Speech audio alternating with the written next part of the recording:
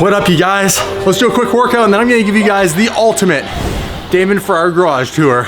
There's a lot of crazy stuff in here that goes back to the beginning, the origins. So once we're done this, we'll get right to it.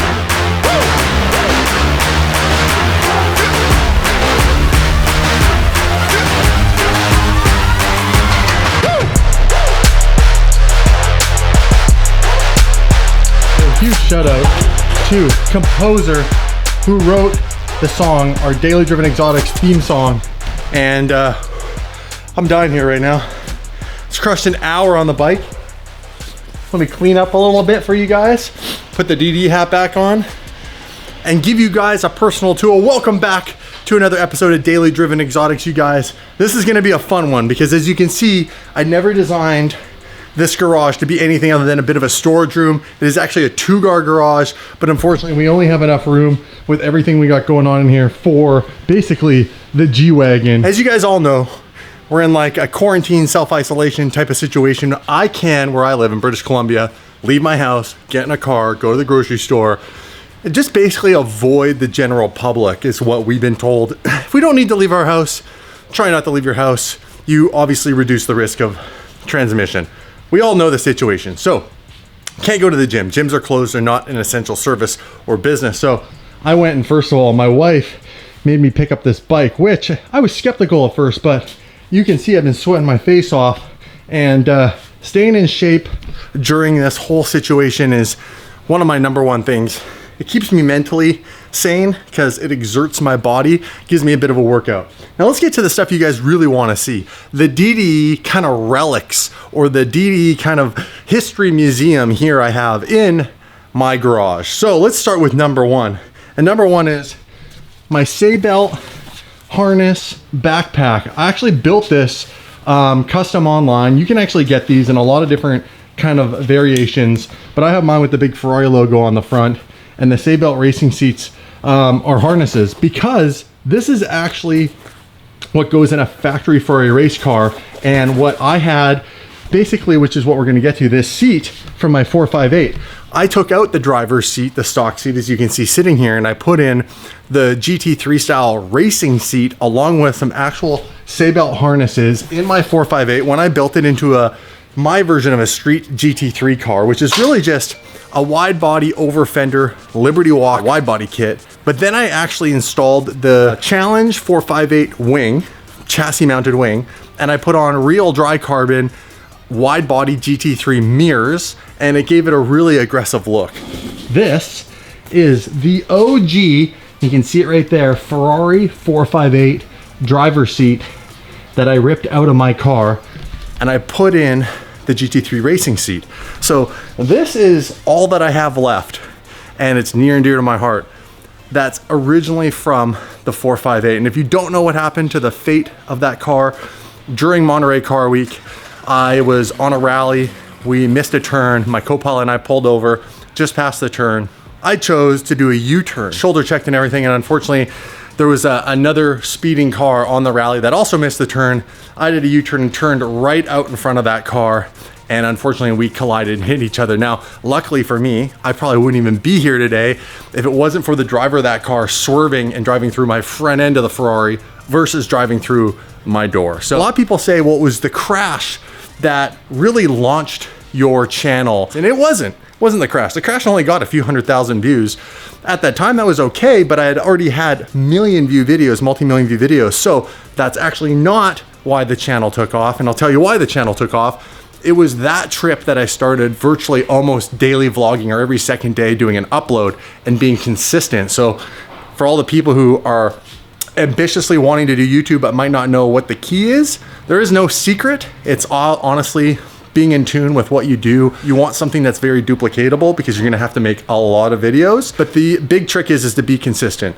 Make sure you're consistently uploading. I should take my own advice for my personal channel because I haven't made a video in like a month. So I thought about turning this into, look, it's still got everything under here. Some form of a office chair, but I would need someone to weld that all up. It's really dirty. It's been sitting here for quite a while, but that's a really cool relic. Moving on to some more really cool stuff. Right over here, I actually have, between my daughter's scooter, this is I bet you some of you already know. This is a carbon fiber, and yes, it is taped all up. This is a carbon fiber Novara wing from Vorsteiner for a Huracan. This was originally the original wing when you can hear all the broken bits in it. That's why it's taped up. This was the original wing on my Huracan when I first built it with the Novara kit. And this wing got destroyed. It split right in half, split this way. I do a lot of trips from here on Vancouver Island down to Los Angeles. I virtually almost drove all my cars down there and back several times. The Huracan's done several trips back and forth. That's why we're called Daily Driven Exotics. I drove a trip where I had a ski box on with my luggage in it, and I wanted to push the limits and see how fast that thing could go. And I paid the ultimate price at 175 miles per hour. The ski box actually broke. Look at that.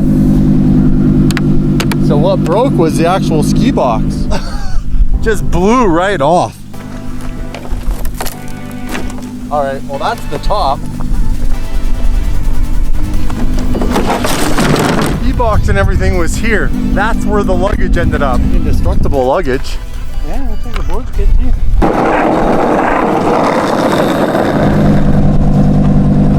Electrician's tape from Jay. The whole wing is split. We have another ski box. This is identical to the one that ripped off. This is another ski box right here. This is for the supercars, and this is the identical system. So this is made by Sea Sucker. These suction cups, these did not break. What actually broke, and you might not be able to see it, but is right here. These plastic pins, or this little metal pin, and those plastic clips on the bottom of this, that is what broke off. And then the entire ski box flew off, went down the back of my car, bounced off the wing. The wing actually stayed intact on the car, and it just split in half. Pretty wild. Now we're gonna come over on the Huracan topic. When I finally put the Novara kit on, I put this kit on. I put Vorsteiner wheels on as well at the time, and I took these off, and they've never gone back on. These are the original wheels from my Huracan. You can see the Lamborghini logo there, stacked up with winter tires that are old as hell, now super hard, which originally they're soft. And they've been sitting in my garage to garage, for quite some time, years now. We're going on like almost 4 years. And then we got some new XComp Gladiator tires. These are actually 22s. We got XComp Gladiators on the G-Wagon right now, but that's a 20. And I intend, I'm gonna surprise my wife with a set of 22-inch wheels that are being painted right now. There'll be more on that. We're gonna do a whole video on it. She'll lose her mind. This has been her favorite vehicle she's ever owned, so I wanna start doing it up a little bit for her. I got some things in mind. Let's go back even farther into the DD archives. I have something in this garage that goes all the way back to the original Lamborghini WRC and Lamborghini Jim Kahana video I did, where I took my original Gallardo, and inspired by Ken Block in his very first Jim Kahana video, where he's ripping the Subi, doing these reverse entry 180 drifts around a pylon. I took my car out and did, well, my version of it. It's really pathetic, but it was fun. It got millions of views. And right, not here, these are Dave's race gloves. He left those here. This is one of my newer helmets that I've been using when I'm racing down in Arizona. This is really cool. My racing gloves that match the Huracan in it. You can see that, the neon orange. These gloves have been really good. Dave's got the same ones. His are in yellow, mine are in orange. This helmet is quite cool. Really nice shoey helmet. Essentially, this is a motorcycle helmet, but it's all I could get at the time. I think it's really cool. But up here in this, here we go. Into, let's see here, my little time machine. This is a helmet I had. Let's see, open-faced carbon. This helmet is really cool. Full carbon fiber. That was a really cool helmet. This is the helmet I used. These are the gloves I was wearing when I shot the Lamborghini Jim Kahana video. I mean, we're talking, this is 8 years old. All this stuff is from 8 years ago. Down here is my race suit. I wonder if I'd even fit this. I was a lot skinnier back then, guys, I'm not gonna lie. Let's have a look. Oh yeah, this brings back memories.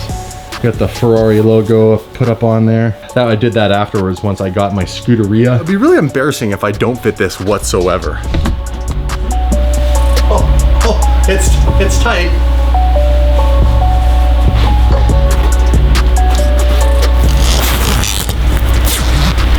It's a bit tight in the chest. I'm gonna have to lose a few pounds, but at least I can get in it. If I couldn't even zip it up, that'd be even more embarrassing. This is the original suit I wore to kind of emulate Ken in his video, and obviously be safe too if I happen to crash the Gallardo and the thing lit on fire. I always wanted a Ducati, and I saved and saved and saved, and I got this helmet when I bought my very first and only Ducati. I bought an 1198 right out of a crate when they first came out. I owned that bike for a little over a year, and I noticed at that time I wasn't quite as passionate about riding motorcycles anymore. Also, a few people, not super close, but through friends of friends, had passed away. Like 3 or 4 people all one summer passed away. And I just thought that was a good time, because I was a father of 2 girls, to give up motorcycle riding. And I've never owned a motorcycle since, but I still have this helmet. One of my favorite helmets out of all the helmets I've ever owned is right here. And it's a custom, it's the most expensive helmet I've ever owned. It's right here. It's an actual, not motorcycle helmet, an automotive racing helmet. It's got the attachments for the Hans device, the whole 9 yards, and I had it custom painted to an F1 driver that won in Singapore. It was like a couple of $1,000 just to have the helmet painted. I bought it to have it designed to go with my 458. I built that car very specifically to relaunch Daily Driven Exotics, to kind of put something into the automotive YouTube space that was gonna be like that shock factor, like, wow, this car is nuts. I wanna see this car. I wanna see what this guy does with this car. I called this company to have this helmet done to help go with that car. And check this thing out, you guys. Look at this. This is a work of art. What a beautiful helmet. A Rye. This, like I said, this is an actual automotive racing helmet. Not a motorcycle helmet. You can see where the Hans device goes on right here. Now, does anybody know whose helmet this is? Sebastian Vettel. You can see right there. Sebastian. What a cool helmet. You got the Scuderia Ferrari emblems here on the back. Number 5. And what's really cool is in the sun, you can see it's got this sparkle to it.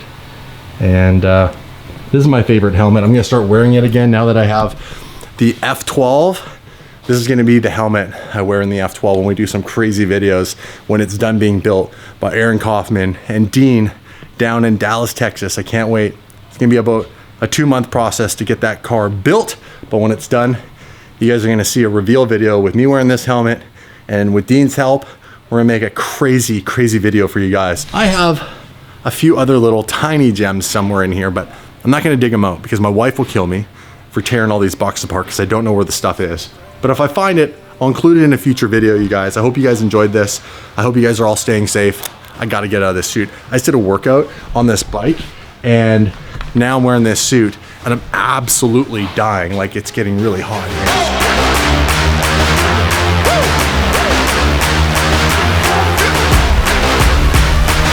We have a really exciting video surprising my wife with some new wheels that's gonna have these X-Comps put on them. You guys stay tuned. We'll surprise wifey with the G-Wagon, some nice big 22s. I'm not gonna tell you what design they are or what color they are, but let me tell you, it's gonna look really, really epic, really sick. She's gonna love it. That's it, you guys, for this episode. Smash the subscribe button. I hope you guys are all hanging in there. I know this is not an easy time, but this is a drift steering wheel. What do you think we put this on the Ferrari? Would that make sense? Do I keep the Ferrari F12 crazy steering wheel as the drift wheel with all the buttons and gadgets? Or do I go real hardcore because I want that car to be a drift car once it's turboed? Do I put a wheel like this on it? Do we put the Momo on? Why don't you guys comment below? Tell me what you guys think. Smash the subscribe button. I love you guys. I'll see you guys in the next video. Have a good day. Peace.